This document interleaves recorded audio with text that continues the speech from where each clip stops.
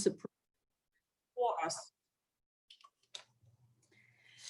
The sad message of our research project is that it's still not over, this policy crisis. Rather, we see a deepening and worsening of governance failures from month to month, with well-documented allegations of severe fundamental rights violations that get published nearly on a daily basis.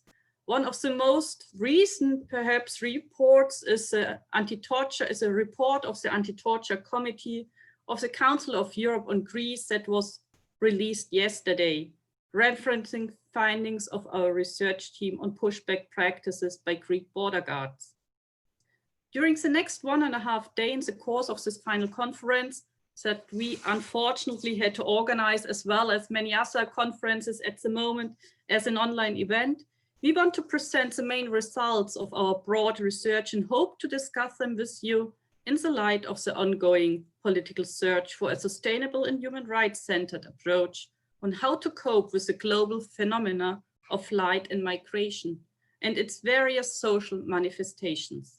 And yes, we as a research project have not lost the hopes that human rights should be the guiding principles. However, before we start with the first panel 5 years after the European refugee crisis and the political response, I would like to give the floor, or rather we have to say I would like to give the Zoom space to our two main coordinators from Uppsala University to briefly introduce to you Respond, its scope and its main findings. Both did such a great job, not only to bring us together in the frame of Respond 3 years ago, but to hold the research project together even under some conditions of the COVID-19 pandemic. Please, Sona and Enver, the Zoom space is yours. Well, first, let me just say a few words, and then my colleague Sona will take over. But primarily, Professor both Sabina and Alexander, together with the German team, thank you very, very much for organizing and planning the conference. So far, so good. Thank you. We will see. Yes, indeed. Well, our aims have been mainly in the project to provide an in-depth understanding of the governance of recent mass migration, as you know from our reports, both at policy implementation, but also and primarily maybe at experience levels through different comparative research reports. And we have, as academics, always critically analyzed the different practices we are studying. The next slide, please. 3 years ago, when we started this project, our point of departure was to study migration as a holistic, or from a holistic perspective, rather. And this enabled us to understand the connections between the policies, the practices, institutional practices, and the experiences along the migration journey of individuals. And therefore, in different work packages, we applied this methodological framework, and we studied all steps and dimensions of migration, including, as you see from the left, legal and policy frameworks of migration governance, the border and protection regimes, the reception and long-term integration of immigrants as different work packages you see in the center of this map. And as a metaphor, the journey and the experiences of the person was our guiding framework. If you pay attention to the arrows and the boxes, which you might get lost in. But moreover, we also looked at the consequences of migration on Europeanization discourses, as you see at the bottom. And this empirical material was wrapped up by different country reports, as well as different thematic and comparative reports as deliverables within our project. But apart from the qualitative data, as you see here, we also present experiences and conclusions of migration through digital art and documentary, which you will see in the breakout rooms, but also through quantitative and statistical results we will present throughout the life of the project. Soner, please. Yeah. Thank you, everyone. I would like to thank you first, the organizers. Then I would like to thank you all participants who made their time to attend our conference. As my colleague mentioned, so maybe the most significant thing about Respond is its holistic perspective. So we managed to put all this macro, meso, and micro level analysis together in a truly interdisciplinary way. So Respond, in a way, is a political science research, very typical. We looked at governance models, the relationship between central, transnational, and local bodies. In that sense, political science. We also looked in some aspects foreign policy, migration relationship. In that sense, it's an IR research, international relations. But what is the strength of Respond is, I think it's more just the emphasis on anthropological research, ethnographic insights from refugee interviews. So these are very significant for Respond. As said, so this is very interesting. So migration is one story. So when we started this project, it was 2015, somewhere in December, we were in Istanbul. And just we wanted to do something. Now we are 5 years later, so we are back now in digital spaces. We are talking and discussing this topic. The thing is, why migration is one story and why it needs to be studied as from a holistic perspective is really just the interconnection. These interconnections are very, very important to understand both the main drivers and also the consequences of these migration policies, processes, and experiences. Yes, I'm done with this slide. Next slide, please. Yeah. Thank you. And as you see in the fieldwork map here, we have, and as also Sabina mentioned, we have focused on the Eastern Mediterranean route, covering 11 countries for our empirical material, and more than 66 different locations.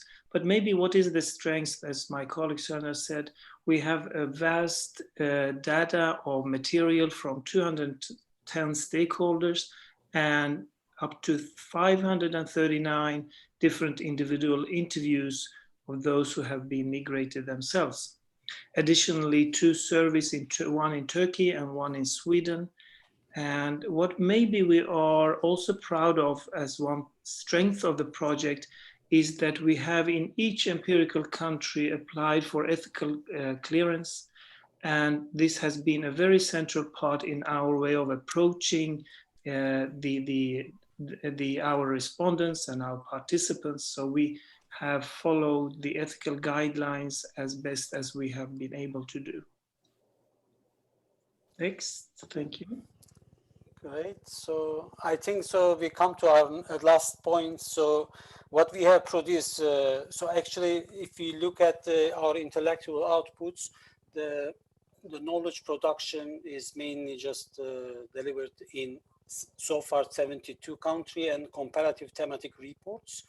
5 edited volumes or special journal series are on the pipeline. Some of them already signed contract with the publishers.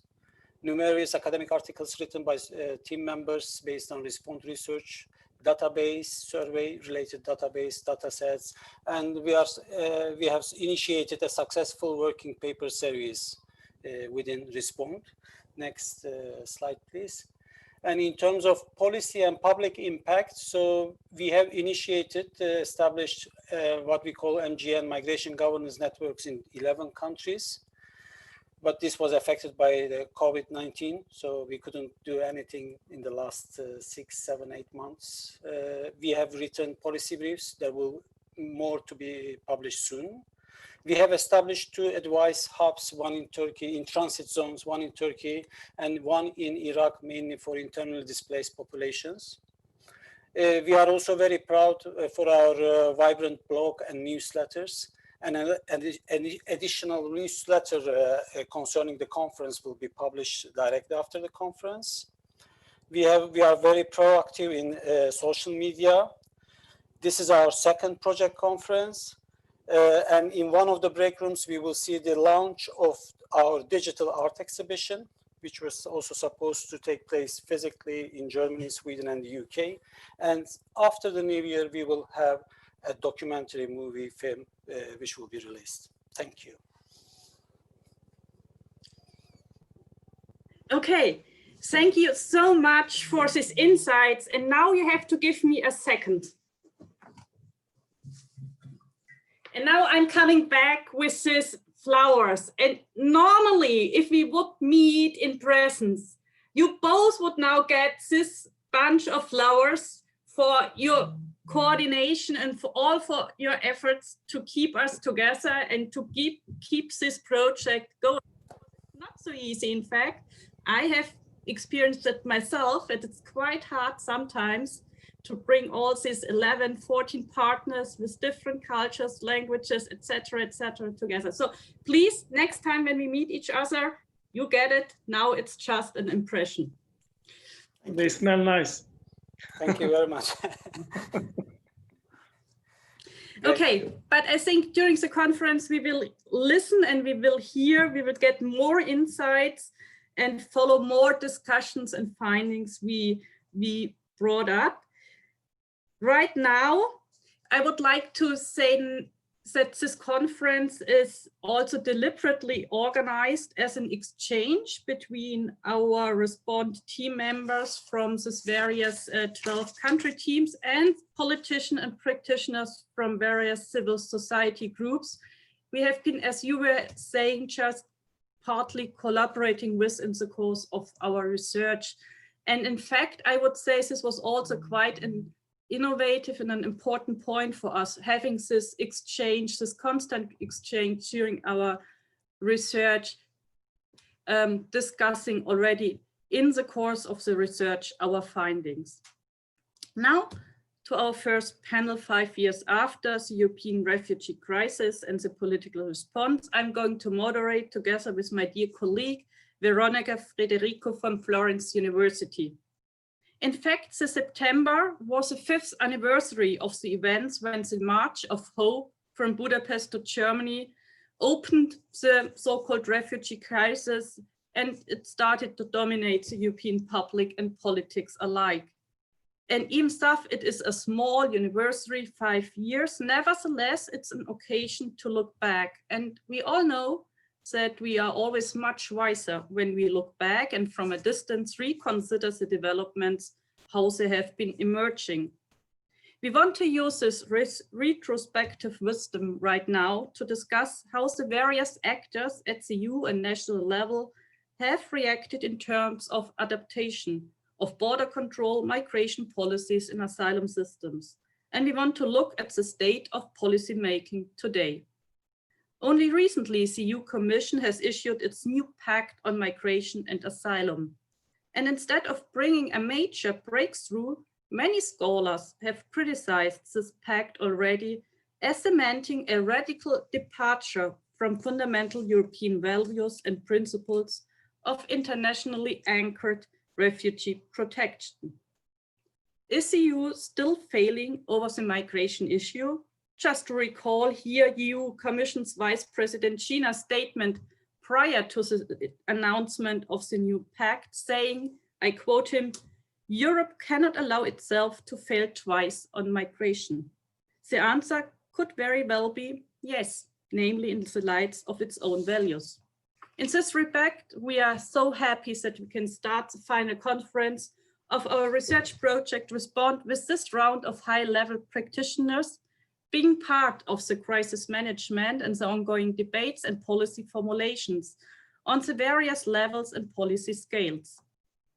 From our 3-year research, we have not only gained a deep empirical insight in the shortcomings of existing systems and sometimes even outright illiberal practices and rule of law breaking activities by some actors, but also we have understood that it is not so easy to come to a new EU-wide consensus in this multi-level field of governance against the backdrop of such diverging political interest we are witnessing right now in the course of the debate, for example, over the EU budget.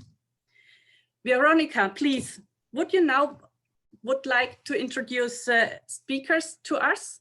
And I'm not sure if we already found CEU. Francisco Gazelu Mesquiris.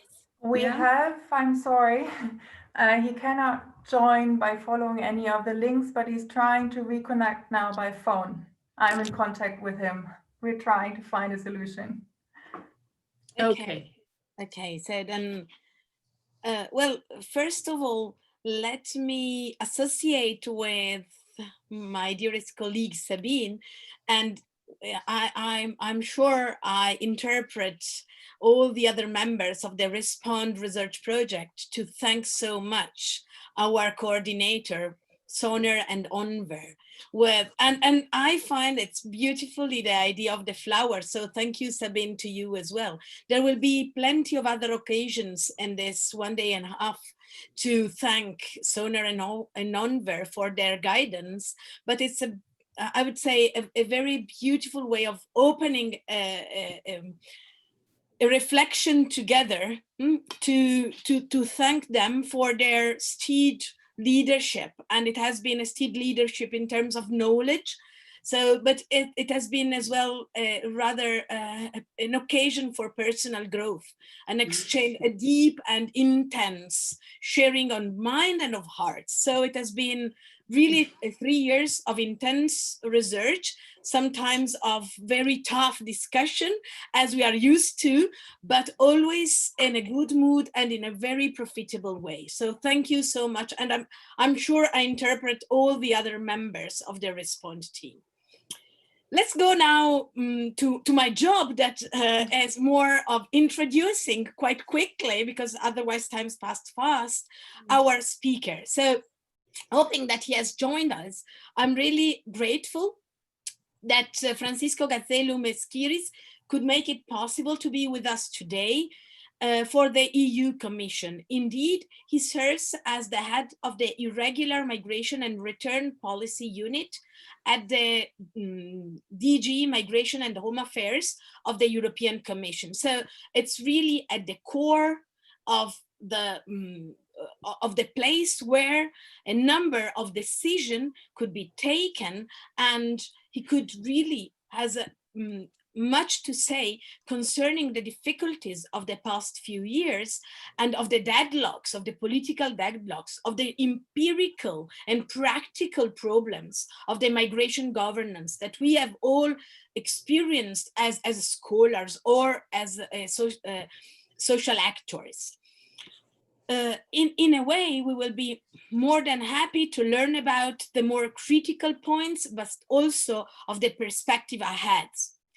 We are also very happy that Karl Kropp could join us. He is the director of the European Affairs of the Pro-Asylum, that is the umbrella, an umbrella organization of support of the networks in Germany. But he also represents Pro-Asylum in the European Council on Refugee and Exiles. That is one of the central voices advocating for migrants, refugees, and exiles at the EU level in Brussels. Moreover, Karl Kropp is also an expert on the situation in Greece. And we have learned even too well that when we look at a place in, if we have to look at a place in Europe to measure the temperature of the situation, is exactly Greece. So his insight will be very, very interesting in this respect. We also welcome Martin Rensk. I hope I pronounce it correctly. I always struggle with names, so please bear with me, that he's the spokesperson for the UN High Commissioner for Refugees in Germany. And he has joined the UN during the peak of the European crisis. And certainly he will be able to give us insight from both which are the activities of the UNHCR, but also on the critical perspective that UNHCR can provide vis-a-vis the European governance of migration and protection. We are also extremely delighted that Gezin Xuan has accepted our invitation. Indeed, she is the co-founder and the president of the Humboldt Viadrina government platform. And she is particularly engaged in developing alternative solutions to the political deadlocks in the field of migration. And I would say that we definitely desperately need to new vision, alternative solution. I would say a radical new way of conceiving migration and migration governance. So we'll be more than interested to learn what Gesine Schwan has to offer us today. And last but not least, we are delighted that Ulrich Weinbrenner, am I right? Well, I'm struggling, so I apologize since the beginning. That is the head of the Directorate General for Migration, Refugees and Return Policy at the Federal Ministry of the Interior in Germany, that he could be with us today. He has joined the federal ministry quite a long ago, which means that he has a long experience. He has been in Brussels with the European Commission in the early 90s of the last century, and he has as well worked on migration and security issues at the Federal Ministry of the Interior. And as of today, as he is the head of the Directorate General for Migration, Refugees and Return Policy. So I'm sure that his critical perspective on what has happened and his perspective view on what could be our way ahead could be of extreme interest for us today. Now, Sabine, is to you for the technical note? Yes, just a couple of technical notes before we really start, because we organized the panel discussion in 2 rounds, and we have been asking the panelists answering 2 very simple questions. The first round, we want to look back, as said, reflecting on what went wrong, what was difficult to achieve. And the second round, we want to discuss more or less what's up today. And especially we want to focus and use the occasion right now to focus and to discuss the new Pact on Migration and Asylum, if it's really a proper answer and where the difficulties are there. For you, for the audience, we hope that we have time for a Q&A session in the end after the 2 rounds of inputs and presentations. And we would like you to ask or to use the chat function and to type your question in the chat function. And we will follow your questions right now already. So please type them in the chat and we read them out and present the questions to the panelists. And after the session here, after our panel, we have the possibility to change the Zoom room and to join a breakout room. We will send you a link so we can go on with the discussion in this breakout room before we start with the keynote by Elspeth Gill. Okay, but right now, the first round, and Veronica, it's your turn, please. So we would like to start with Martin Rensk and the perspective of UNHCR. So his critical view on what has happened in the past 5 years, which are the most crucial and most problematic points. What's the deadlock that we experience? The harsh time we've lived in Europe can teach us for the future. So please, Martin, the Zoom space is yours now. And just to say one word, I will be quite harsh because we ask you each to be short, 5 minutes, and I will try to keep the time so that we have really the time for a Q&A session in the end. But Martin, sorry, I interrupted you. Yeah, no worries. Thank you for giving me the floor and thank you for having me today. I have a couple of points to make. And the first thing, it relates to the title of the entire event. I think from our point of view, 2015 was definitely not a refugee crisis because refugees can't be a crisis, people can't be a crisis. And as you correctly said, it was a crisis of policy, but first and foremost, I think of solidarity within the EU, which I would argue is actually the precondition of actual implementing of policy. And I think it is a crisis, as you also rightly said, that continues until this day. And I think the focus in 2015 was, and I'm also a German citizen, so the focus for me and also for the organization was very much on Germany. And I would make the point that the reaction of Germany in the events of 2015 and beyond was quite remarkable.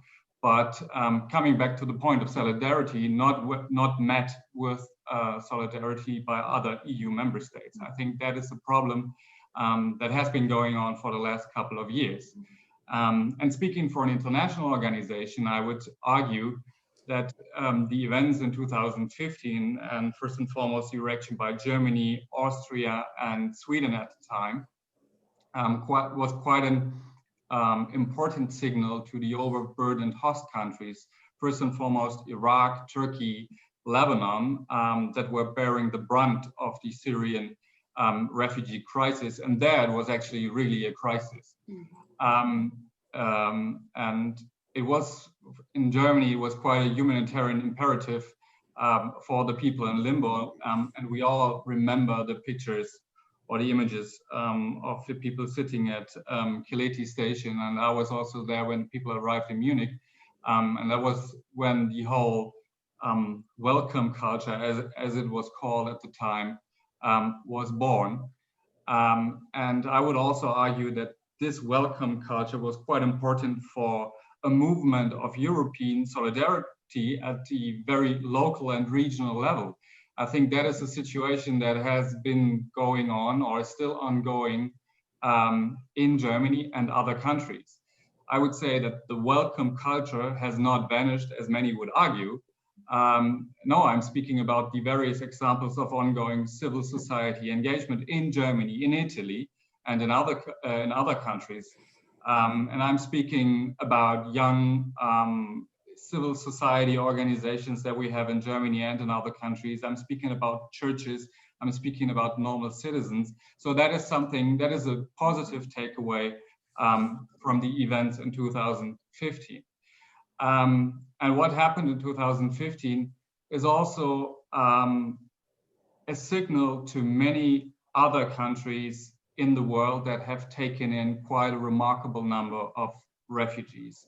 I'm not only speaking about the Middle East, but I'm also speaking about African countries, the Horn of Africa that is today, again, in turmoil.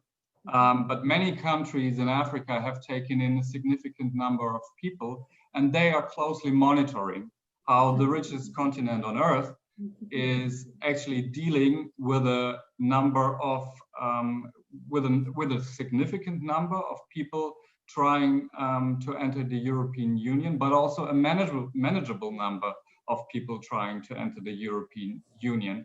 And that is a point that is very much forgotten in the discussion within Europe, that many other countries and many other continents with less resources have also taken in a significant number of people, and they're doing their fair share in terms of global refugee protection. And I think, and I'm coming to the end, the key word is solidarity.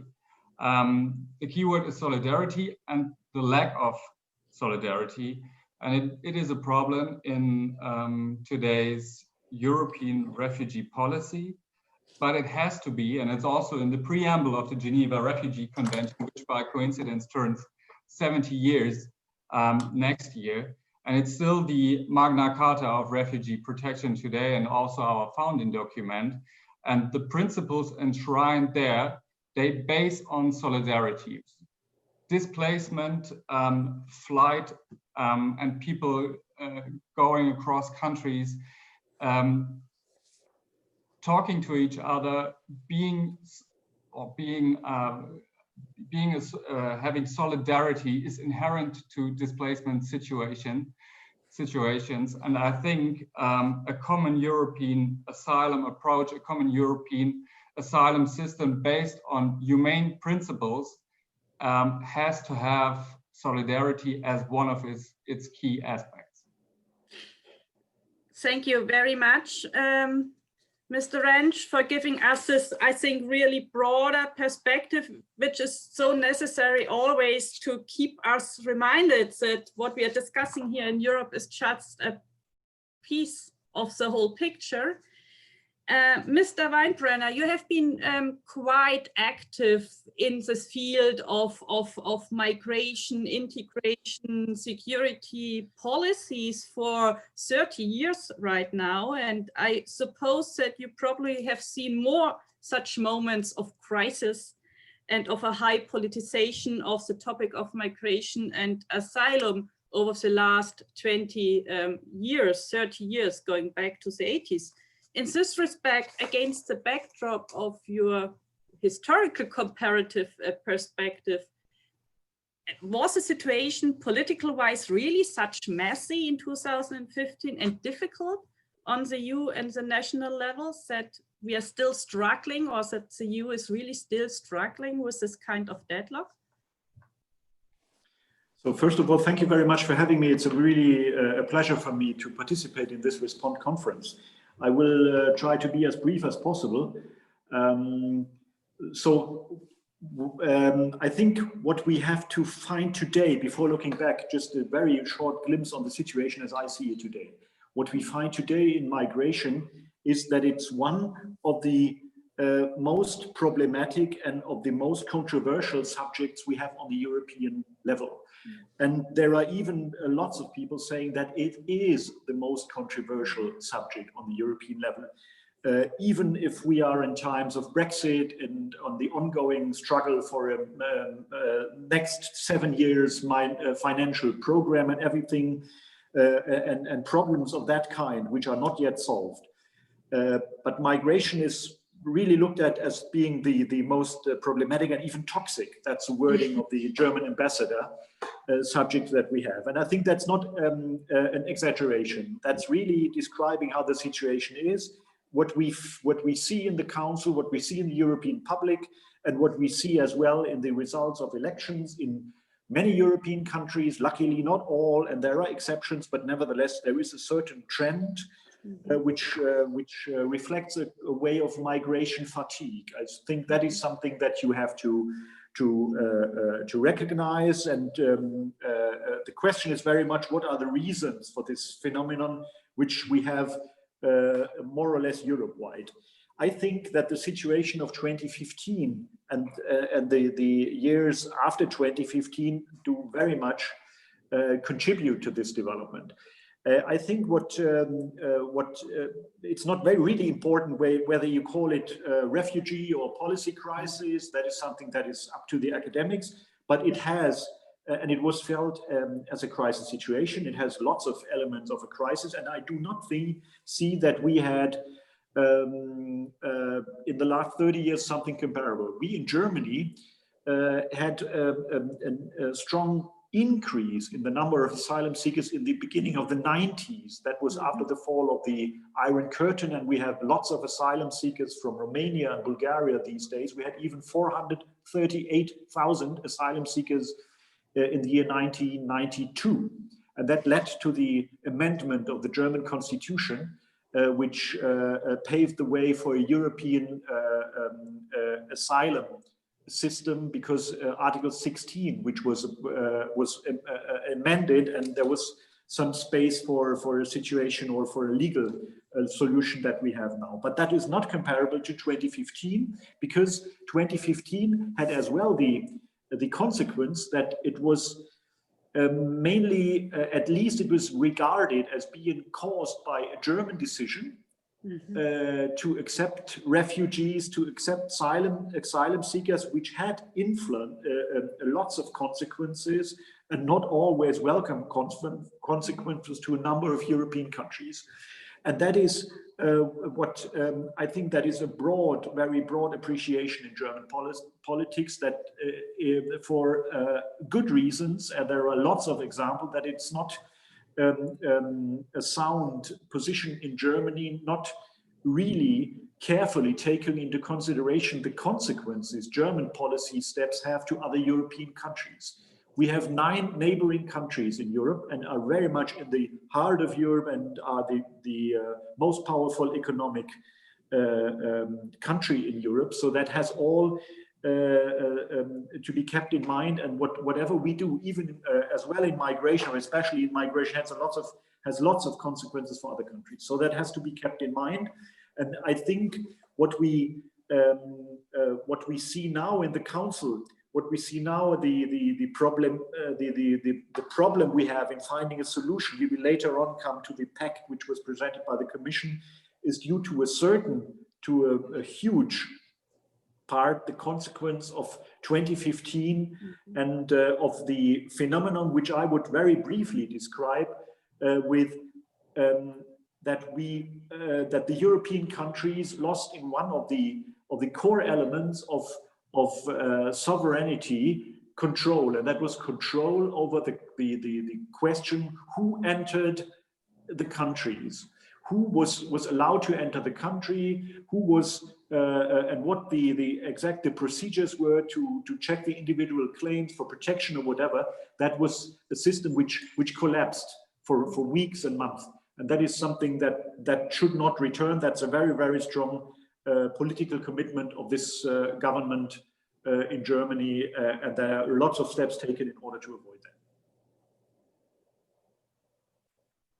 Thank you very much for your extremely interesting insight. And I particularly appreciate the fact that you put on the floor the idea that migration has become, as just quoting you, a toxic political topic, because it brings up some of the worst, political hard and contested terrains.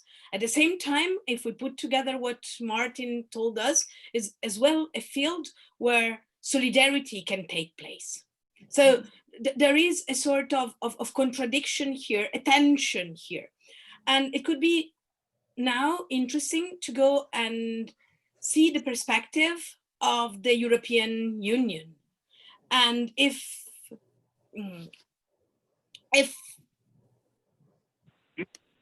Francisco Gazzello, could he join? Are you there? Yes. He's follow us with the phone. Yes. Can you hear us? Yes.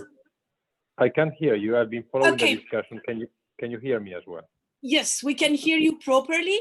So we would be pretty much interested in learning which are, from you, the most critical aspects, the most thorny issues that you have been handling in the past 5 years, and what are the lessons learned out of this?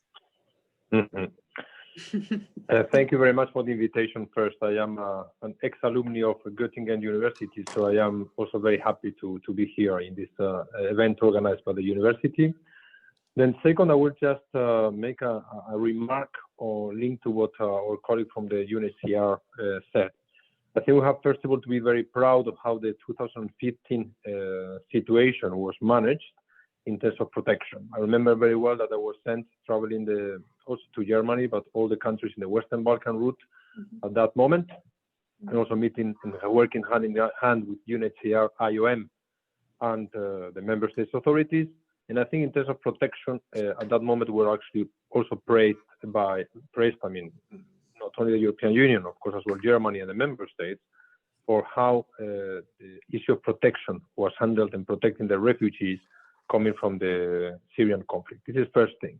The second thing I also wanted to say is that sometimes we go to quickly into kind of self-flagellating exercises where we say, indeed, all the countries in the world, such as Turkey, Lebanon, and others, have taken a very large amount of refugees, but there are also other countries in the world which have not done this.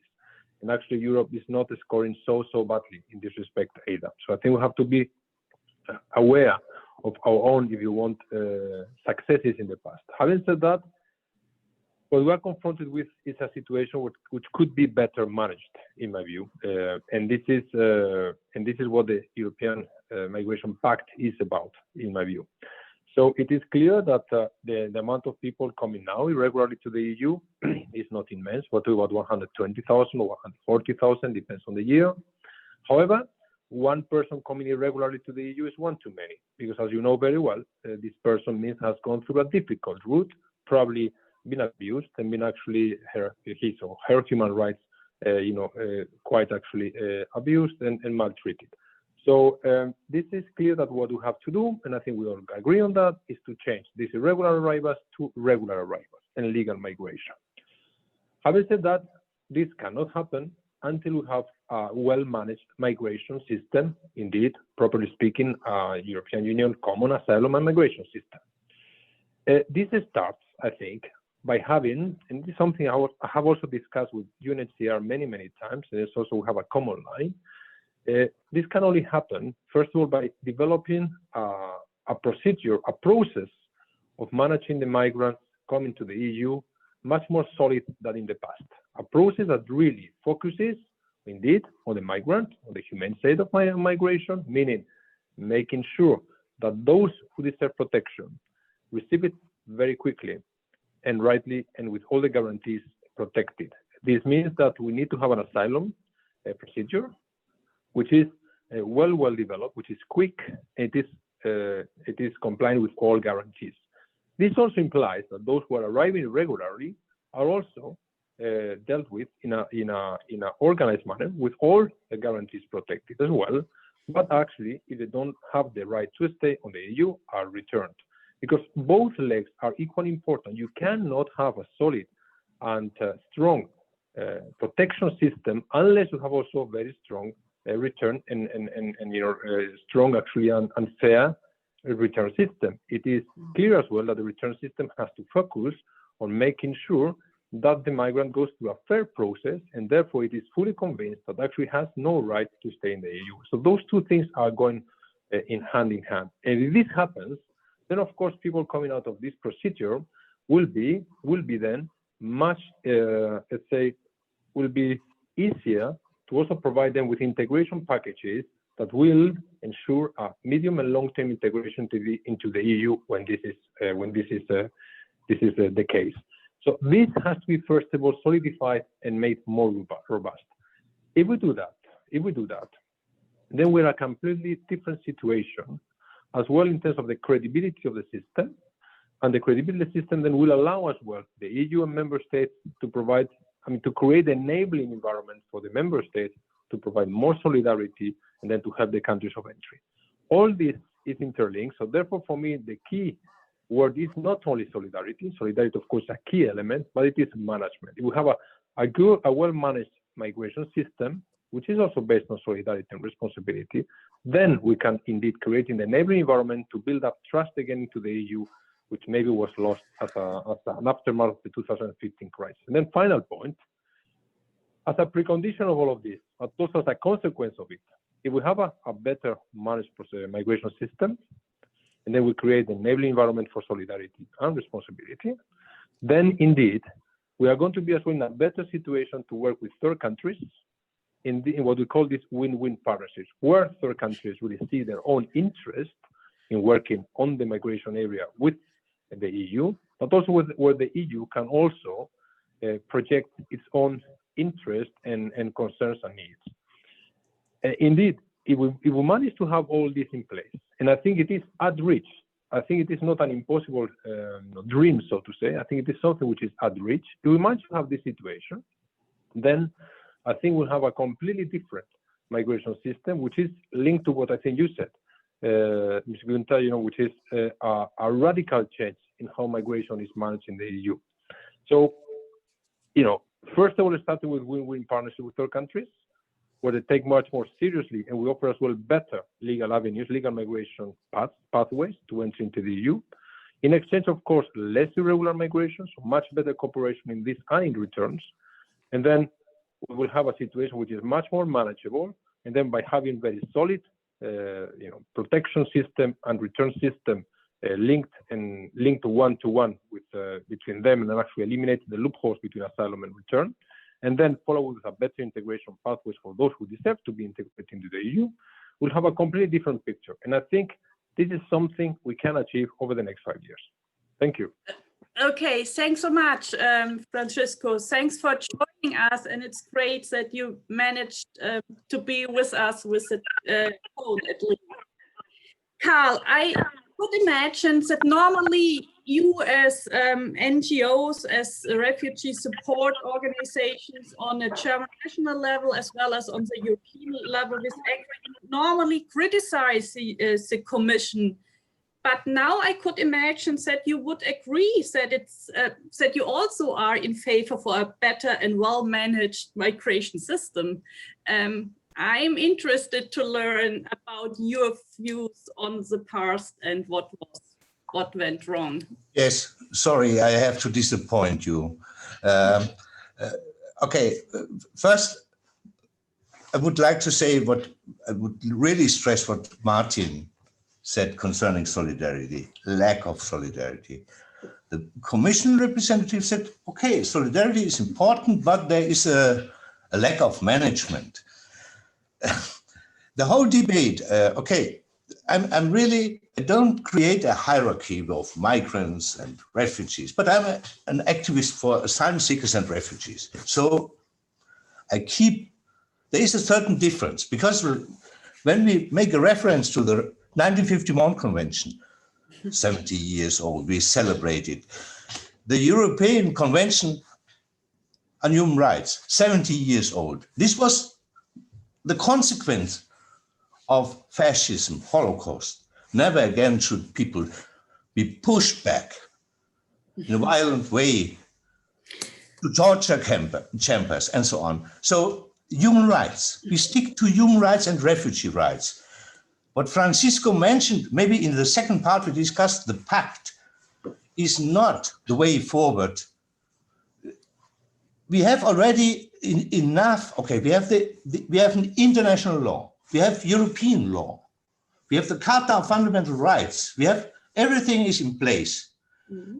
And the reality is after, for example, not also before, but after 2015, when they started with this never again, that means in the shadow of this never again 2015, they create the European responsible and also on the national level, created an atmosphere, everything goes. What is the reality after 2015? After this wonderful 4th of September 2015, where the refugees took the European flag during the March of Hope. And maybe they were the last to remember what are the key European values. Article 2 of the EU Treaty. Human rights, minority rights, rule of law, democracy, and so on, women's rights. And what happened after 2015? A systematic violation of this. Tell me one land border and one sea border where not on a daily basis happen pushbacks. We have a left to die policy in the Mediterranean. Yeah? Mare Nostrum was before 2015. We have a policy of deals instead of rule of law. The deal with Erdogan, the Turkey deal, refugee deal, 2016. The deal with Libya, the bloodiest deal. To be honest, I could not imagine before to make a deal with the so-called Libyan Coast Guard, with criminals, with jihadists, to send people back in torture camps. And this is happening. And this is now one part of the European policy, a European refugee policy. And so my problem is not the management. Okay, you can call it management or all these terms and migration management. We want a common European protection system for refugees. We want that Europe follows and keep the principles of the 1951 conventions and the European Convention on Human Rights. That the right to live is also applicable for both people, for people at the border. And this is what we want, and this is, let's say, our corridor. In a nutshell, it's the Article 2 of the EU treaty. And at the moment we say, okay, Martin mentioned this, we have a strong civil society. We have a strong movement of cities and regions. And we have a few member states. I think Ulrich would confess this, maybe 10 to 12, to accept refugees. And maybe, yeah, and to stick to this solidarity and refugee rights. This together is the coalition to defend, it's not the coalition of the willing, no, it's the coalition to defend human rights, refugee rights, and at the end, it's in Europe, they defend the project Europe. Thanks.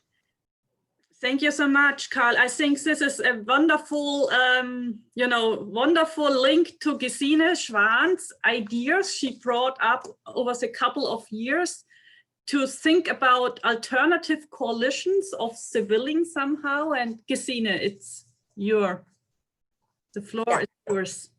Thank you very much, Sabine, for organizing this whole conference, for giving the floor to many interesting contributions. And I have listened with really a big interest. I would like to try to kind of respond, it's your issue to respond, but to respond also to what has been said. If I may start with Ulrich Weinbrenner saying that the migration issue is the most difficult, the toxic issue, and I agree, and it is not toxic so much because it is so dangerous, and it is not only because it is also undermining the refugee case, it is toxic for the European Union, which is not always seen. It is toxic because it is undermining our democracy, it is undermining our coherence in the European Union, because it is contributing to an atmosphere of distrust and hate. And distrust, the causalities are not that easy, but let me just say, the distrust we find everywhere has, of course, a number of sources, but one main source is the constant contradiction between the values the European Union and the representatives of the European Union, the politicians proclaim and what they do. And that is obvious for everybody. Such a contradiction, that an inner contradiction, if you put that on the level of a personal relationship, it destroys any marriage, any friendship, everything. And democracy needs, since Athens and since Aristotle and since Hannah Arendt, friendship between the citizens. This is, of course, a little bit an idealization, but if distrust governs the societies, democracies dies, and also the European Union. So, of course, it is toxic for the refugees, but it is toxic for the European Union, and therefore I think we need desperately solutions. And of course, they have to be based on solidarity, but not only on solidarity. They have also to be based on interest and justice. I do not think that you can only base politics only on solidarity. But what is the interest towards migration? There is a variety of interests towards migration. One interest is that people who live here and who are poor, they are afraid that they would lose part of what is due to them, of their part of the democracy. But there is another interest. The interest is to avoid any solution because the instrumentalization of migration is a very important source of political power for right-wing parties. So there is a part of politicians who do not want to have a solution. And if I make the difference between the interest to live in peace and to also have a part of justice of those that those who live here who are not migrants, and on the other hand, the instrumentalization and the kind of promotion of hate and resentments by leaving the question open, of course, the second interest is not a correct one for democracies. But what we could fulfill is to find solutions where those who come and those who live here do both find that the solution is just. And therefore, I am claiming a solution where those who arrive and those who are here and who are very often in need should both be satisfied. We have wonderful examples in a number of cities. I just talked to a number of people in Utrecht. They have observed that rule, that you need not only solidarity, you need justice, yes. And so they have installed a number of wonderful centers for migrants, and they have installed them in a neighborhood in Utrecht, which is rather poor and difficult. And they have opened all the favoring conditions for everybody, not only for the migrants, but also for those who live there. They have given us a part of the means or of financing to those who live here. And this is one principle for my solution. So the second is that there are interests which in the municipalities are quite vivid, and they want to have more population. They have other interests. So you have to be clever, you have to be good in politics, and you have to combine them.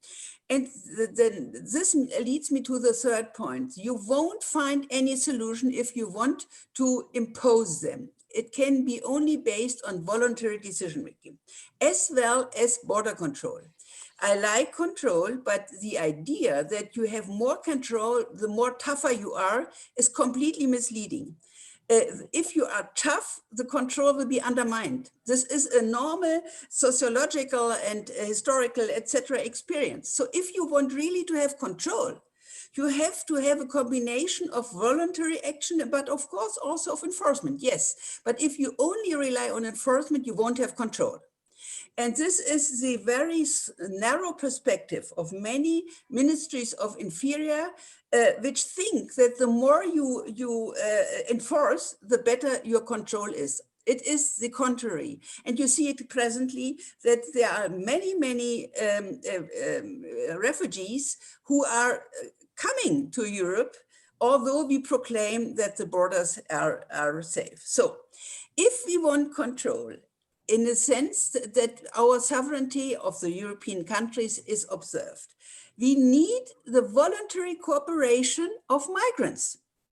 And therefore we have to find solutions for these migrants too. How many minutes? One or what? One. 1 minute.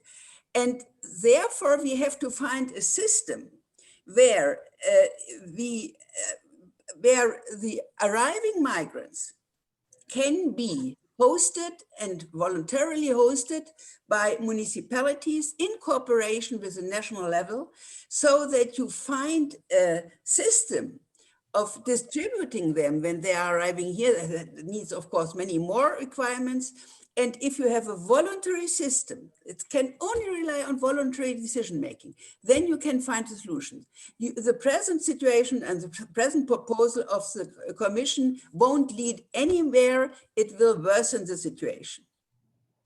Thank you so much, Gesine, for this intervention and to bring a third actor somehow, the municipalities, into our view and discussion. And I mean, it's rather interesting to see that we have one consensus that the system right now is not properly working due to many different perspectives, due to many different reasons. And there's a consensus that we need a kind of a solution. And as I understood Francisco correctly, I would say that also the EU Commission has a view that has a reflection on the human rights violations that occur right now, and that they somehow also with the new Pact on Migration and Asylum reflect on this constant, management crisis or governance failures. So in a way, we would be really interested now in the second round to focus somehow on this newly presented Pact on Migration and Asylum as the way out, presented a couple of weeks ago by the Commission. This new pact consists rather of various documents and legislation, and in fact it's not so easily to apprehend somehow, but it's quite interesting to see how the Union Vice President Marguerite Schinas tried to explain it in a more simple way, and it's interesting what kind of metaphor he chose. So he was saying that it's rather like a building with 3 floors, and the first floor comprises of a strong external dimension, so strengthened partnerships with countries of origin and transit. The second floor, it's a robust management of external borders with firm, and the third floor, now sorry for that, the third floor is being built on a firm but a fair internal rules. For us as scientists and researchers, it sounds not really so innovative, the 3 floors. It's rather kind of familiar and seems to reproduce quite classical instruments we have been seeing now since the last 15 years and apparently are not really working well to, I would say, also to manage migration well in a human rights centered approach. Just to look at the cooperation with third countries, Carl has pointed to the fact where this kind of cooperation leads us to, cooperation with Niger, with Mali, with Libya. The strengthening of the external borders and the building up the capacity of Frontex. The fire of Moria has shown where this kind of policy leads us to. The generalization of the hotspot approach and faster at the border procedures, a wish of the German government actually, which was taken up by the Pact. Also, I mean, the situation at the Aden Islands and now at the Canary Islands, I mean, it's reproducing the same situation right now there as well. The strengthening of return in repatriation. We also know that this kind of securitized approach has brings along quite a lot of problems concerning fundamental rights and so on and so forth.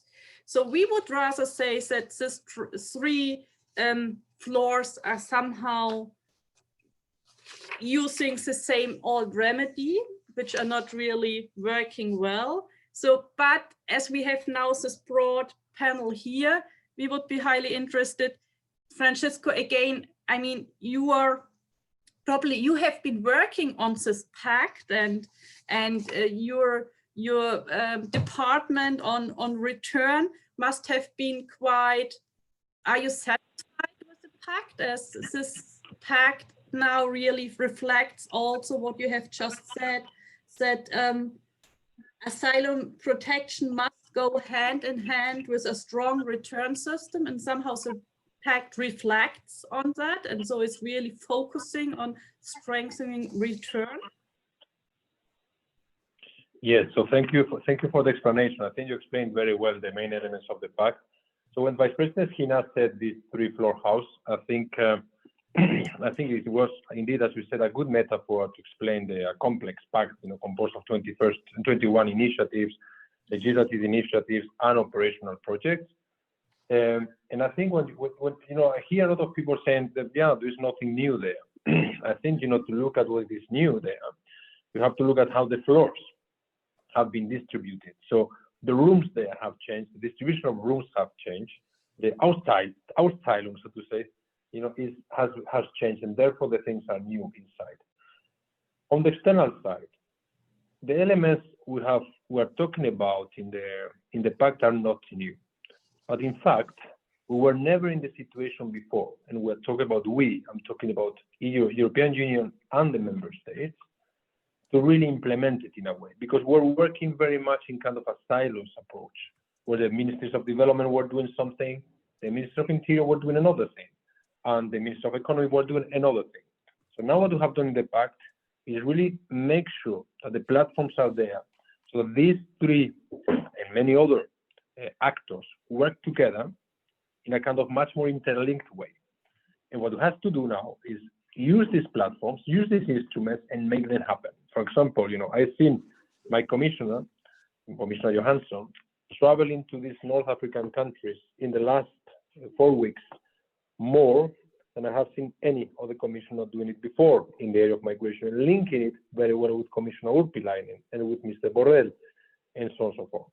This, and working and going there with member states, so with France, Spain, with Germany, with Italy. So this is now already, in the first weeks up to the Pact, working differently than before. What we have to do is to find the ways of really identifying those areas and those ways, or those modalities, of making sure that this cooperation is really also interesting for our partner countries, our third countries. And the objective there is to be that over time, we develop legal migration pathways in the area of resettlement, so for protection, but also for labor migration, so that irregular migration and irregular arrivals to ask for a refugee status in the EU are replaced by an organized way of dealing with this. That's what I meant with management. So now, I remember I launched the resettlement program, I think it's 7 years ago. We started with, I think, 750 resettlements. Now we are at the level of, I think, 27,000. We want to move to 50,000 and beyond that over the next 7 years. If we manage to do this, even if we know that there are, I think, about 1.5 million displaced people, refugees, people who potentially deserving protection in the world, we are moving already to numbers which are much more important and sizable than in the past. The same thing for legal migration. But there's no way, I would say, that we can propose to third countries, we can convince member states to propose, let's say, big numbers of legal migration pathways until they realize that we have managed collectively to control as well and to have a solid migration management process in the EU. Because while I don't think we can legitimately, think of proposing legal migration pathways, well, if not at the same time, we are decreasing the irregular arrivals into the EU. I think this also goes hand in hand. In the area of the, as you said, of the process and the procedures, you talk about the border procedure. Sometimes I hear as well the NGOs thinking that the border procedure will decrease the guarantees and the quality of the protection systems for the EU. I could not disagree more, because the border system is not about a replication of the hotspots. It's about making sure we have a system that very quickly identifies those who need protection and protect them, which I think is the key and overriding interest of everyone around the table today, is to really give protection to those who really need protection because they are persecuted or they are aggressed or they're coming out of a conflict. This can only be done if you can really discriminate very quickly those who deserve protection for those who do not deserve protection, which are, for example, here for economic reasons, might be legitimate reasons, but the fact of the matter is that they don't deserve protection, a different quality of needs in this case. Those who need to be protected against conflict and threats and persecution need to be protected immediately, while those who are coming here for labor migration is a different case. So those who are coming from labor migration should be channeled through legal migration pathways, and those people therefore should not arrive irregularly, should not stay here, should be brought back. Okay, thank you very much, Francisco. Sorry, sorry about that. I was taking it with too much passion, but indeed, this is what I want to say. Thank you. Thank you. Thank you so much. We do appreciate passion. We are all passionate researchers, and I hope there are all passionate, advocates, and so, Carl, I would like you to reflect out of what we have been talking about on the space that the new Pact on Migration leaves to migrants' agency. We've been talking so much about what the EU, what government, what a welcoming, hosting society do, but is there any space for migrants people to do the right choice for their future on the one end? And how shall we reconcile the definite necessity of recognizing, of acknowledging migrants' dignity through acknowledging their right to agency. So this is something that I think advocate and people that works at the grassroots level could be in the best position to answer. And the second question that I would like to reflect with you is whether, and it's something that Francisco has just introduced, which means the distinction between, let's say, true asylum seekers and bogus one. Can we so quickly and fastly, differentiate among people? On the field at the grassroots level, is it so easy to make a choice, to make a definition, a distinction? Or do we need a quiet, long process to truly investigate in people's background, people's motivation? Carl, I would talk too much then. The floor is yours. I start with the last question. The border procedure. Let's say, okay, if you read the Pact, we get the information. Dublin is abolished, but now we learn it's just a new headline, a new label. Management, asylum, and migration. So regulation. RAM is the concerning the border procedures. Second message is no more Moria. No more Moria. Okay, now the new Moria is called Karatepe, but okay, but why to make a proposal to create a quite useless, to be honest, screening regulation? Screening is already available in EU law, an extra screening regulation. And in the screening regulation is something nice hidden. The monitoring mechanism. We want this overall monitoring mechanism concerning border fundamental rights violations at the border. Then we have a border asylum procedure up to 12 weeks. Then if you are rejected, there is a border return procedure up to 12 weeks. In crisis situation, whatever it is, there is an extra regulation.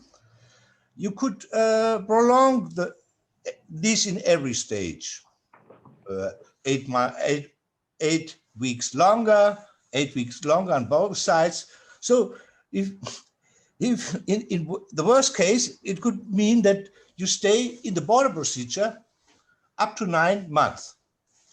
Now, and this border procedure, the obligation is for the people who are coming from countries with a lower recognition rate.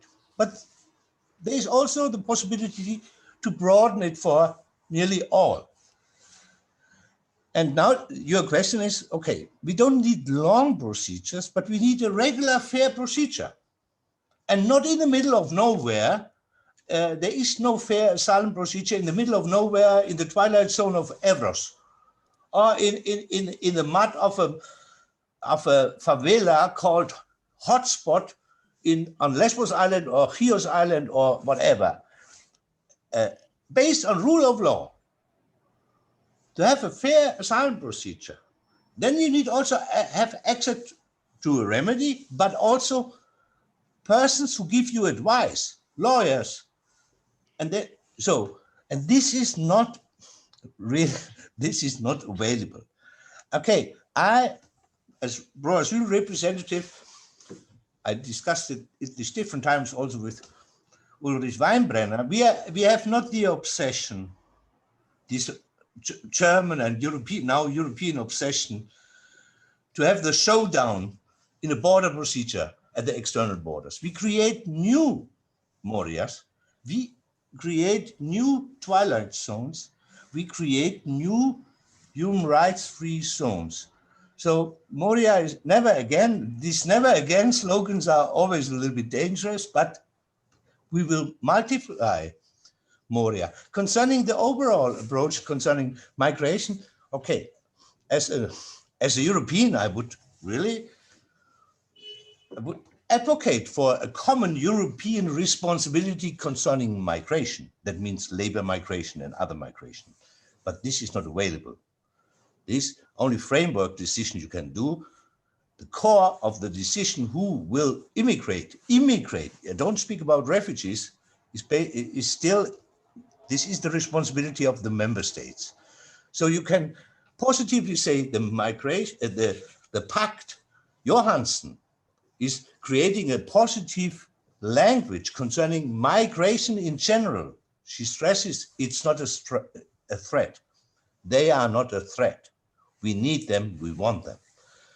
But concerning the refugees and the asylum seekers and the border procedure and other things, the Pact is not a solution, it's part of a problem. The Pact is not really Europeanized approach and not a humane approach. It tries to compromise totally contradictional positions from Orban to maybe Merkel. Yeah, and this will not work. And at the end, okay, it's a proposal. In the 90s, I would say this is a proposal of the Minister of Interior. Yeah? But it's not a European proposal, not the current Ministry of Interior. But yeah, you understand. So it's not the way forward. We fight this pact and hope that the European Parliament is stopping this legislation process. Last sentence for the Commission, it would be more interesting to force member states to in compliance with existing EU law and create a mechanism, yes, concerning the human rights violation at the borders. Therefore, I don't need a pact, but to create a robust mechanism, financially independent, to control the police, border guards, and Frontex. This would be, let's say, a step forward concerning human rights and human dignity. Thank you so much, Karl. I really would like to pass on the words to Mr. Weinbrenner directly, as you already mentioned him. In our last webinar, I was as an audience listening. A colleague of Francisco from the Commission defined the Pact as a pragmatic step to try to somehow start a collective debate again. Karl was just saying that the Pact is not a European solution. How would you refer? How do you define the Pact? Also against the backdrop that Germany is quite often in the last months alone somehow trying to find a minimum homeopathic humanitarian solution to the worst of the problems. And I don't know how many countries joined in, like 3, 4 after the fire of Moria. So how is Germany relating to the Pact? So it's always, thank you very much. It's always a pleasure working and discussing with Karl because he's very clear in his point. And he's looking at this quite complex subject from one special angle. And what the Commission has to do, and I think what she did quite well, is trying to make a compromise, to propose something, to put something on the table which might be acceptable. I'm still optimistic that at a certain stage that will be acceptable, at least for the necessary qualified majority of member states.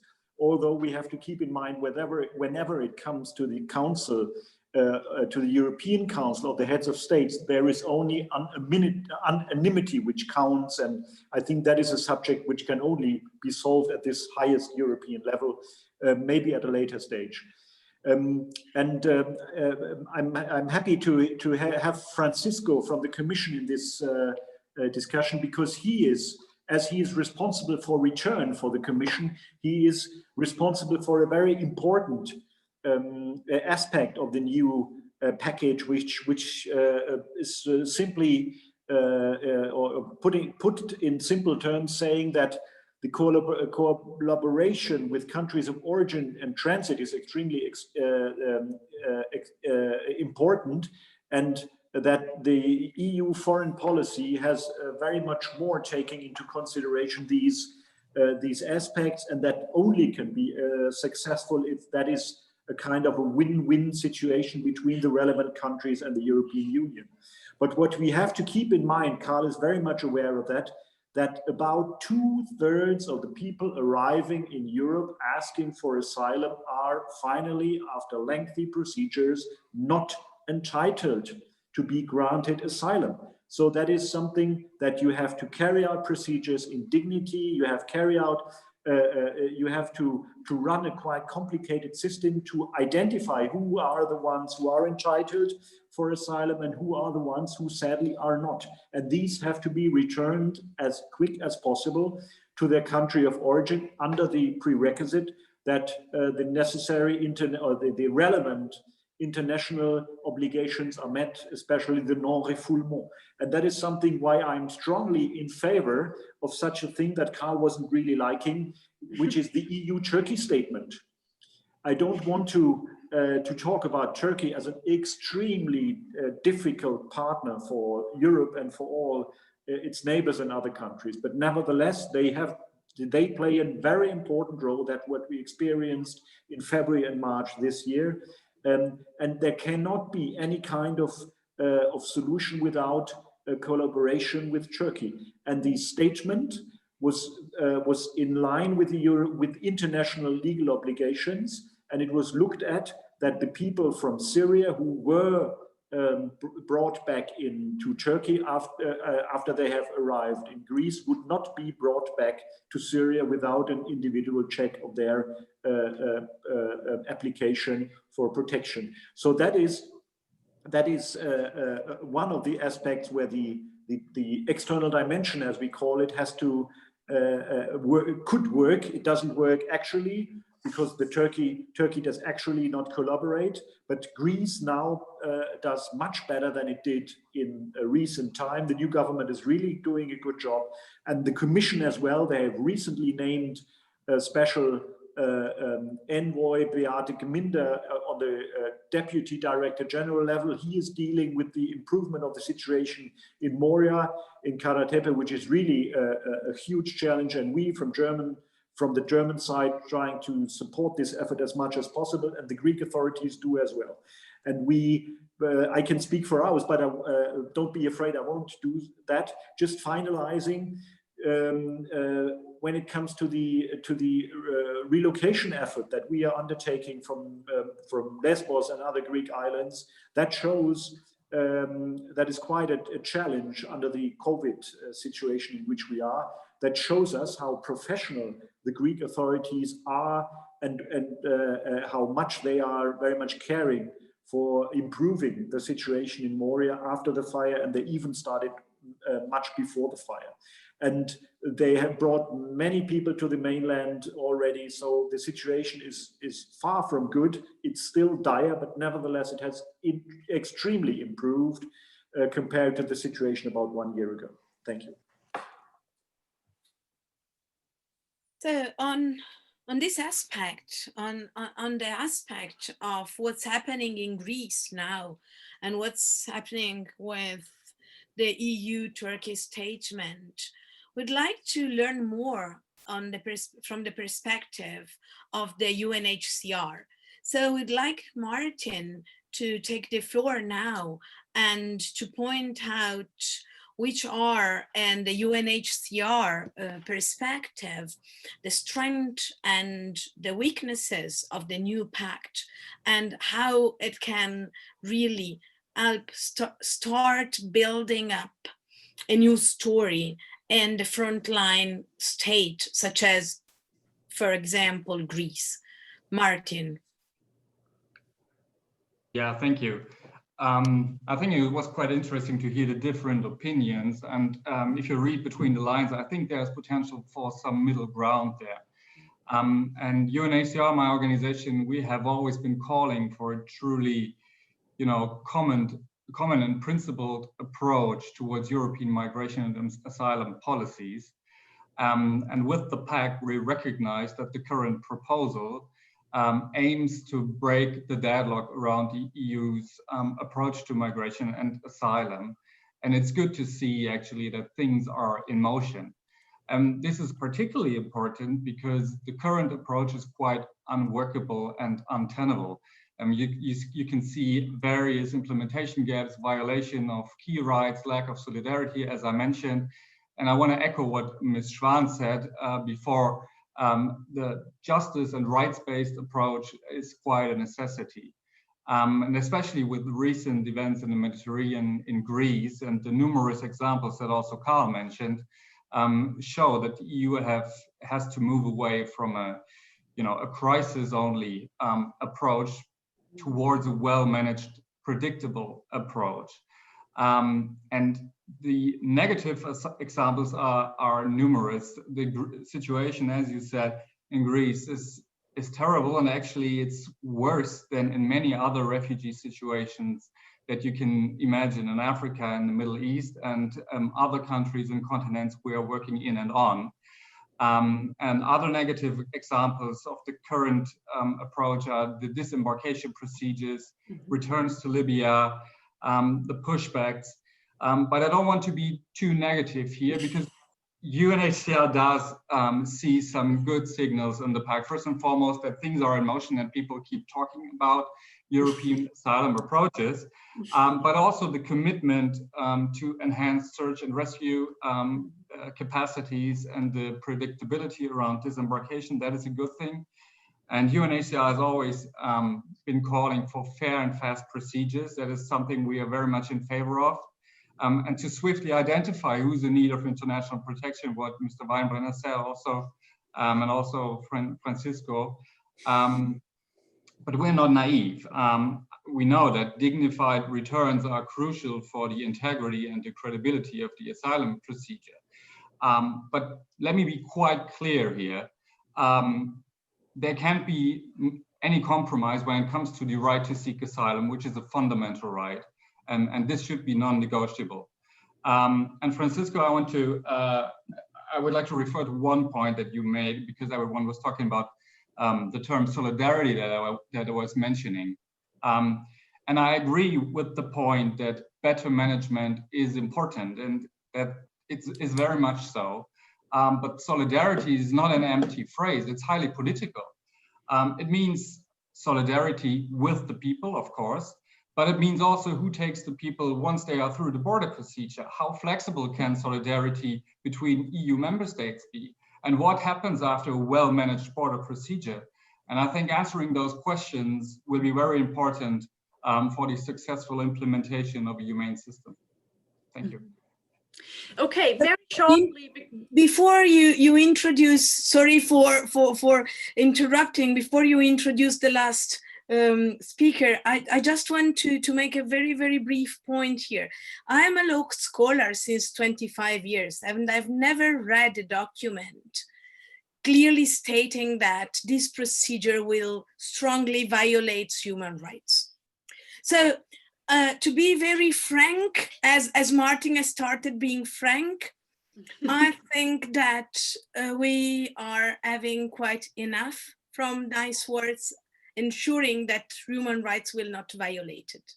We really need a radical rethinking of policy that represent the dignified approach to people, and simply stating that human rights will not be violated is, I think, not enough. And it gets us researchers pretty much frustrated. Sorry for this, but it's just stemming out from my heart and my mind, out of the 3 years response research as well.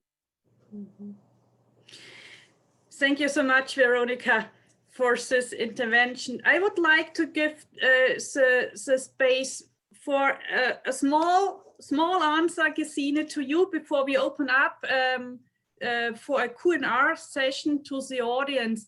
Gesine, do you find your points you made concerning reception schemes and the role of municipalities, do you find this point reflected in the Pact?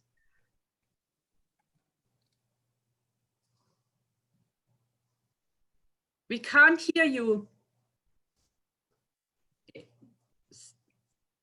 No, no. Sorry, but Yeah, now. yes, now? Yes, yeah. Okay, so it was something central. No, it is not reflected because there's still the idea either no rule for distribution or an enforced rule and not the voluntary one. I would like just to make 2 points. I think I agree to Karl Kopp. The procedure has not to be long. It has to be transparent and fair. And I think as the system of the Netherlands and Switzerland give already rather good examples because they attribute lawyers and they attribute the right for NGOs to assist to the procedure. This is the way which could be done. And the second is, in addition to the voluntary distribution, we need financial incentives, of course, in order to really promote more openness to the municipalities. That's it. Oh, okay. Yeah, because I saw, well, I would like to talk longer, but I had the impression that you gave me the sign that I had to stop, and therefore I stopped. Okay, thank you so much. I mean, we have 20 minutes left. So now you have been following that chat, and a couple of questions already were typed there. Could you please, like 1 or 2 questions, select 1 or 2 questions to our panelists?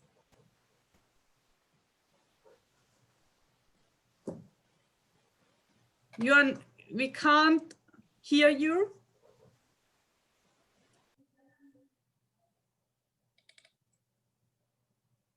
Try again. No. Okay. Sabine, do you want me to read out one of the questions? Yeah, please. Just because I simply read it out. Thank you, Respond team, for organizing this panel. My name is Neil. I'm working for the IOM in the field in Turkey. My question to Mr. Weibner is about the agreement with Turkey and Libya. Could you please elaborate on them and the legitimate points of having these agreements from the policy perspective? Were them the last options to go, or more like legitimate and deliberate action taken by the European Union? This is the first one. And then we wait. Okay, shall I? Please. Okay, so I think the idea behind the EU-Turkey statement is first that people have a right to live in a safe place where they are not deported back to the country where they have to face torture or political prosecution or whatever. They have no right to come to Europe or to a European country to look for that kind of refuge. And in case a third country like Turkey does in this statement that there is a kind of review procedure in place, in case a third country provides for that protection, there is every right of Europe, together with that country, after certain conditions, to bring back people to this country where they have already been under a necessary state of protection. And whenever a third country fulfills the requirement of such a protection status, so the non-refoulement rule is obeyed, there is the possibility of Europe and of all other countries to agree on that kind of procedure. Actually, that's not the case with any third country, neighboring country, the European Union, but that is really something that should be further looked at. And for example, if you look at the recent developments in the Mediterranean, when the arrivals of Tunisian nationals in Italy in September and October this year, that is something where you really have to look at a possible parallel solution with Tunisia when under certain circumstances, when it comes to Tunisian or other third country nationals. That Libya, in the actual situation, is not at all a possible partner of this of a comparable agreement. I think that's obvious. Although there are some positive signals coming out of Libya in the last days, where the so-called Berlin process plays a role, and at least the Libyan, the fractions and the very the different parts of Libya which are in a state of war against each other are in a negotiating process, and hopefully the situation will improve. Now the challenge is to keep spoilers out of Libya, to keep other countries who want to have an influence on the development in Libya kept out of the picture. So it is said, I would like to say, in principle, that is really it could be a solution, could be contributing a solution to have agreements with EU neighboring countries following the example of the EU-Turkey statement. Two last remarks. First of all, the idea is behind it that people understand that it's not, that it wouldn't be successful to go to Europe to ask for refuge, for safety, if they are already in a country where they have this kind of protection. And so the number will diminish. And the second aspect is that in 2018, in June, the European Council, so the heads of state, in their meeting, quite positively talk about this agreement, and with anonymity regarded that as a good example, and that comparable agreements should be done with other neighboring countries. Soner, will you keep on with the question? Yes, I can just read aloud. So Sharon Ortega asks one question to all panelists. What are the safe routes? Are there any safe routes for the mobilization of refugees and migrants? If they don't exist, what the new pact, I assume, has the possibility to create any safe routes? One question is that. I hope I interpreted it rightly. And the second one goes for Ulrich. The importance of Turkey has been said. What about Libya? What do you think about this? Is it, what do you think is also important to reach an agreement with Libya? This is Sharon. I think the panelists, they can take notes. I can read them, and then from Kes to all panelists, refugee distribution. So how do you think all the countries would be willing to receive refugees? Any opinion about distribution key of refugees across the European Union? One question was also asked to Francisco by Zeynep Shahin Menjutek. So protection and return should go hand in hand. I think Sabina asked similar question and get a response. Kate asked all questions. What is the current status quo in the governance of migration in European Union states compared to 2015? If there is a sudden large wave of refugees from failed or failing states, how they will perform? So now perhaps we make a break and leave the panelists room to answer, and then we have a second round of questions from the audience. Okay. Who wants to take up a question which Sona just read out? I would start. Mm-hmm. The question is about safe and legal ways to Europe. And this is the key problem. The Commission would stress, okay, we offer resettlement. Ulrich Weinbrenner mentioned this in context of Turkey deal. Mm-hmm. Resettlement as one tool for refugees to come legally to Europe. The key problem is that the rest is totally blocked. Most of the refugees are blocked, and migrants. Refugees are blocked in Libya, in detention centers. Detention centers sometimes of the so-called Libyan Coast Guard. EU and also Germany is supporting.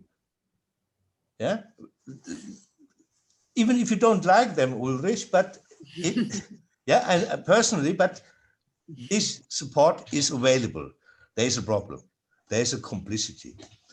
So safe and legal ways would minimize the body count, the death trap. We have, let's say, if we talk about 2014 to now, more than 20,000 people dying in the Med, only in the Mediterranean. Yeah, 800 in this year. To change this, we need safe and legal ways for refugees and migrants. And this is, let's say, not so in the Pact. There are different options concerning refugees. This is resettlement. Rescue at sea is not available in the Pact. There is no European rescue at sea service in the Pact. This would be one option. It's not perfect. I would prefer legal ways, but this is not available. And concerning, okay, just one remark. Sorry that I use or abuse this possibility. Ulrich Weinbrenner mentioned the Greek government and the great performance they deliver. And I know that you are against pushbacks. You are against, I know this. You always criticize them. But Greece, this wonderful government, since March, thousands of times in Evros and in the Aegean Sea, pushed people back in a life-threatening way with the documentation, with videos. And the Greek government would, even standing before a pushback operation, would say, no, this is not happening. This is the problem. So even if you like them, concerning human rights violation, you should have a clear word, because Greece and Croatia and also others who do this, they say, our colleagues in Europe love this. They like this approach. And there it would be very useful that from the German presidency, we would get a clear picture to these perpetrators. We don't want to go on with these pushbacks. Together with the Commission, with Johansson, she's also against pushbacks. So clear words concerning this, even if you like the government, would be very, very, very crucial. If I may, Chairman. Francisco. Just to very quickly, because I know you want to go to the break. I think, Carl is making a bad confusion when he's talking about safe pathways for all migrants on the same level. I will repeat again. We have an international obligation, a Geneva obligation, Geneva Convention obligation to give protection to those who deserve protection. For those who are offering resettlement. There's no international obligation to give protection for people who want to arrive into the European Union for work. It might be useful for us, it might be actually contributing to our societies, it might be as well to be welcomed, as Commissioner Johansson said, but there's no international obligation to give safe pathways to these people. What you have to do is, of course, to organize it into giving alternative pathways that actually, of course, will bring them in a safe way in the European Union, but there's no international obligation for this. The second thing is Greece has made huge efforts over the last years for a better management of the migration system. And they have made a lot of progress. They have changed the asylum law, the return law, they have strengthened the capacity. I'm not saying they're doing everything perfect, but clearly they have gone a long, long way to do things better, Mr. Weinbrenner said. In terms of the distribution, because there was a question about this, as you know, we have two concepts there. One is relocation. We know that it was controversial in the past. And therefore, we have introduced a relocation system which is based on voluntary contributions by member states, but nevertheless, giving the possibility to the Commission to, at the end of the day, if the level of solidarity is not enough in terms of relocation, to impose a number of relocations per member state, take into account the situation of every single member state. Having said that, we have introduced a new concept. As you know, there's a novelty there called the return sponsorships. The return sponsorships are about giving solidarity for those who are irregular, who will stay irregularly and do not seek protection in the EU. In these return sponsorships, work in a way that those member states that can actually help the member states of entry, the solidarity that Martin mentioned before. I didn't want to diminish the importance of solidarity on the contrary. As Martin said, it's very much, of course, at the center of the Pact. But this solidarity through sponsorships will allow member states to help each other in returning those who do not have the right to stay. And then the return directive, my final point, the return directive will be much more focused on making sure that even in the area of return, or of course it's not a, let's say, a nice area where the migrant knows has to be returned. The process is so fair, and the procedure, although quick, as Mrs. Swan said, can be fair, very fair, to make sure that actually the returnees fully understand that their rights have been fully observed and protected. So that's all I want to say. Thank you. Gesine, you were waving your hand. Do you want to take the floor? You must unmute you. Please turn on. Sorry, yeah. Is it okay now? Yeah. Do you hear me? Yeah, yeah. I mean, I would just like to ask you how we can discuss about a good solution if there is such a discrepancy in watching at the facts. I mean, I have been in touch with the present Greek government and also with the ambassador in Berlin, whom I know for years. It is not the case that the present Greek government is really behaving in conform to human rights. Karl Popper said that, and there are other reasons. I have really difficulties if people who take part in that discussion are in the principle and the position that they think, well, the European policy on migration is okay. There are still some things to do, but in fact, it is okay. There is no answer to the question how to find a decentralized acceptance of refugees or of those who are not allowed, are not entitled to asylum, but who can't be brought away, etc. There is no such a mechanism. It is ridiculous what they are asking from Hungary, and the Hungarians have already said they won't accept it because it's totally against their fundamental position. And why can one not try out the system of asking municipalities to voluntarily accept into the advantage of both, of the municipalities, of the people who live in Germany and of those who arrive. Those who say that in principle the things are okay, I would simply say they are out of the realm of European values. And this contradiction between claiming that things more or less are not good, but they can become better and better, and the fact that they are not at all good. Moria is very clearly not a solution, not the modern Morian, neither is a good solution. This is the contradiction that everybody sees. And if you go on saying, well, the European Union has still some problems, but in general, it's a good way, the people who don't want migration are fine, and the people who want to find a reasonable, a just, and also an interest-based solution for migration see that the European Union still sticks to the unanimity, and that will never work. The unanimity of national governments will never work, everybody says. And who goes on claiming that simply says they don't want a solution, period.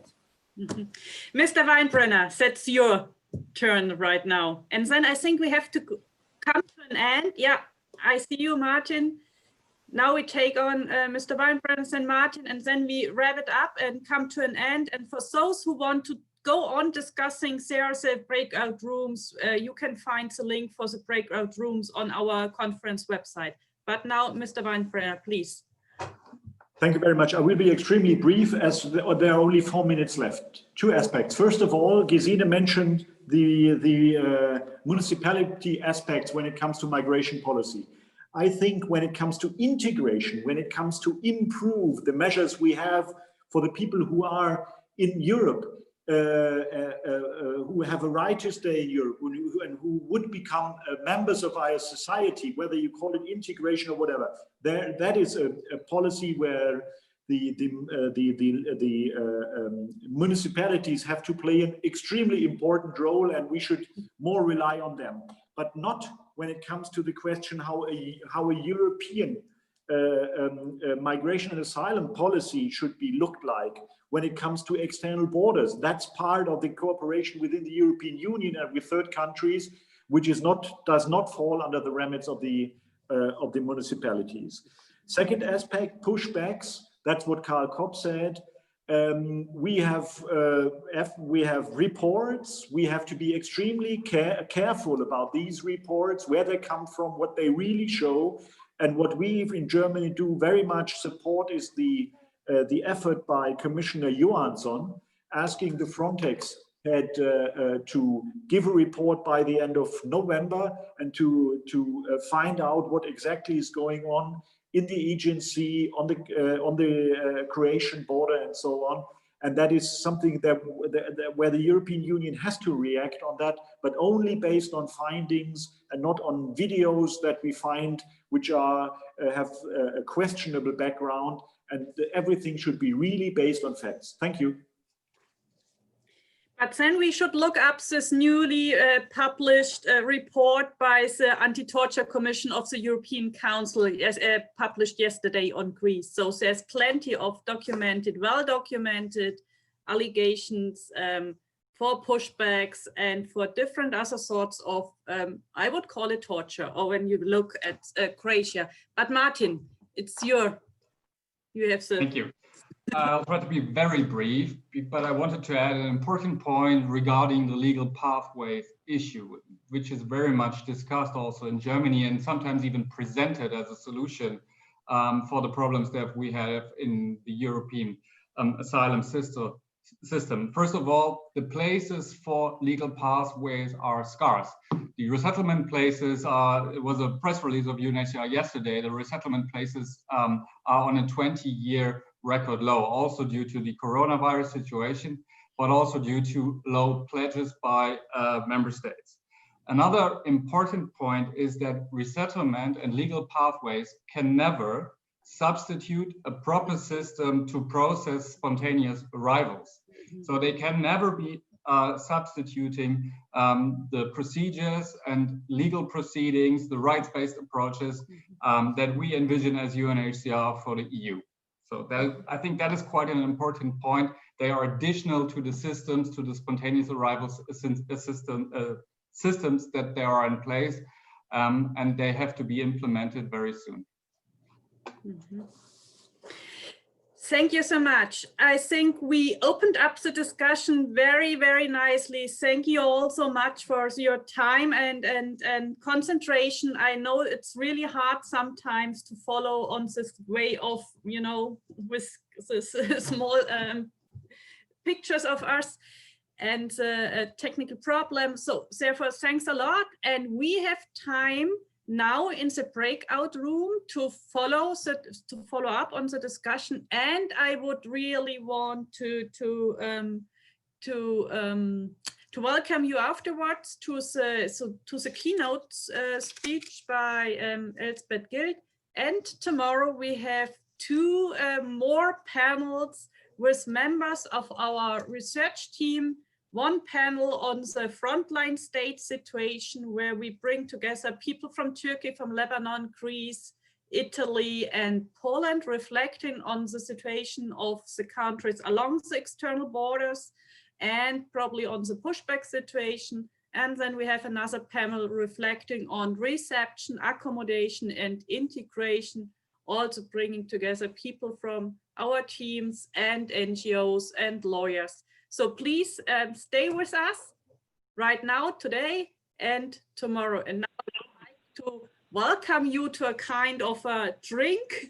We normally do, but we can't do it here right now. So take a coffee or something else from your own fridge and come and join us for the breakout room session. Bye-bye here in